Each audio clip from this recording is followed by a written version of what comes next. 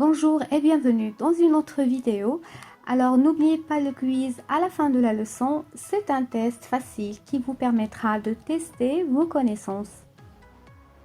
Alors aujourd'hui, nous allons voir comment poser une question et surtout comment poser une question totale. Alors c'est simple mais très important parce qu'on a toujours besoin de poser des questions et il faut savoir comment bien sûr. Donc, comme toutes les langues, il y a la question totale et la question partielle.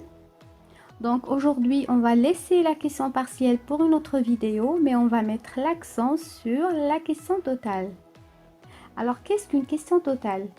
Tout simplement, la question totale, sa réponse se fait soit avec oui, soit avec non. Par exemple, quelqu'un vous dit, est-ce que vous êtes égyptien? Ou bien, est-ce que vous êtes marocain? Est-ce que vous êtes français? Vous allez répondre par oui ou par non.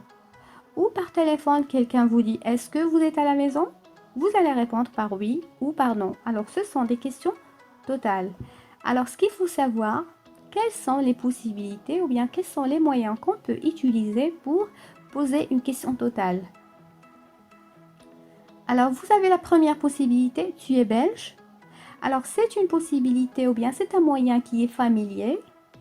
Comme vous voyez, il n'y a pas de moyen vraiment clair, mais c'est l'intonation de la question qui le montre, c'est-à-dire la façon de parler qui montre que vous êtes en train de poser une question. On appelle ça l'intonation, le rythme de parler. Et c'est une manière qu'on utilise plus à l'oral. Deuxième possibilité, on peut commencer la phrase avec est-ce que. Est-ce que tu es belge? Et c'est une manière qui est standard, c'est-à-dire qu'on peut utiliser à l'oral ou à l'écrit. Bien sûr, à l'écrit, il ne faut pas utiliser, bien sûr, à l'écrit, il ne faut pas oublier le point d'interrogation. Puis, il y a la troisième possibilité. C'est une manière qui est un peu soutenue. Souvent, on l'utilise à l'écrit. Et le moyen utilisé, c'est l'inversion de sujet. C'est-à-dire, on a commencé par le verbe « est », le trait d'union, puis le sujet qui est « tu ».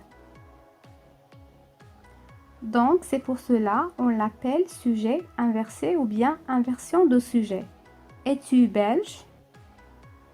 Je rappelle que belge, c'est quelqu'un qui vient de la Belgique. Elle est belge ou il est belge, c'est la même chose.